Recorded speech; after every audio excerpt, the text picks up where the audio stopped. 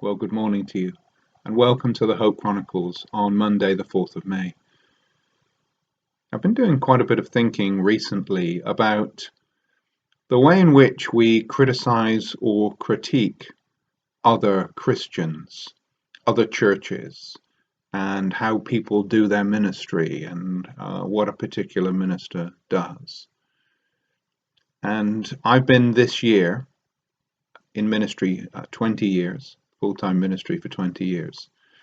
And during that period of time, I've had some wonderful conversation and debate about ministry, about how I conduct ministry, about my theological standpoints, and I've welcomed all of those.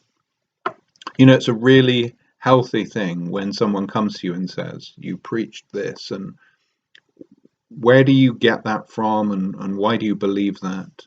Or why does the church do this practice? Could you just help me understand that a little more?" And those are wonderful and nourishing conversations, both for the minister and also for the congregation and for the general public as well. And they're to be encouraged, and they're wonderful. But you also, in ministry, you tend to get another type of um, conversation, and that is either verbally or in a note, often anonymous, in which your life or your ministry is critiqued and challenged and criticized. And that happens to ministers. It also happens to worship leaders, small group leaders, and just members of the Christian family. And I've been thinking about that.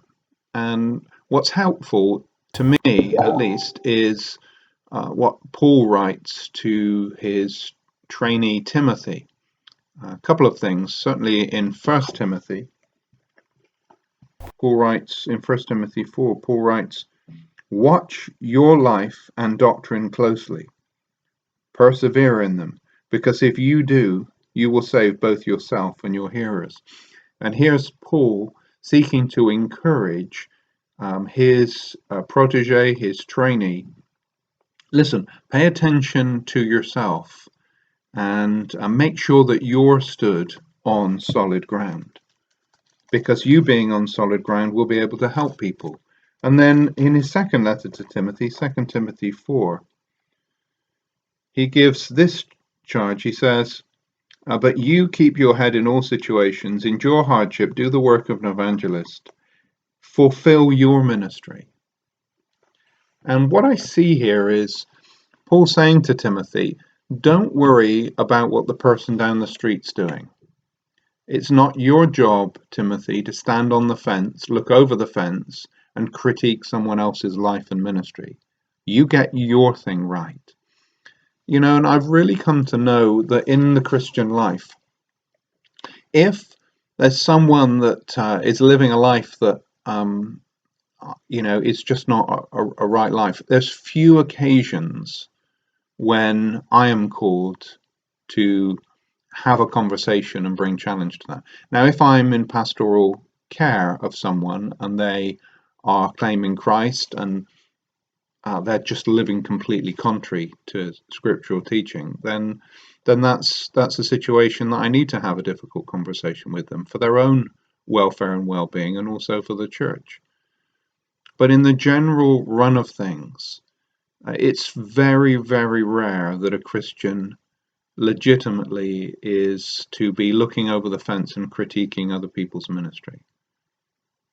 I think it's about doing my thing well. That's the answer if my brother or sister is not living in a way that I think is pleasing to God. And that's not that we don't challenge sin, because those with pastoral responsibility and love will do that. And in certain circumstances and in certain relationships, then brother and sister Christians will do that to those they love as well, gently and kindly and lovingly, and always taking the log out of your own eye first. But I just want to encourage you this week, let's reflect with grace and mercy on those that we think maybe are not carrying out ministry in the way that they should. And here's the first reason why we may be wrong. And we always have to start with that premise that actually it may be us that's wrong. We may have misunderstood something, or we may not have all the full information. There are certain people within the worldwide Church of Jesus Christ who have a very specific gift of bringing appropriate challenge to those that are wandering far, but that's not everybody, and it's rarely me. And I pray that for us this week we will have hearts of grace, mercy, love, and we would fulfill our ministry and not spend a lot of time looking over the fence at what everyone else is doing. Well, may God bless you and keep you and sustain you this week for his service and his glory. Amen.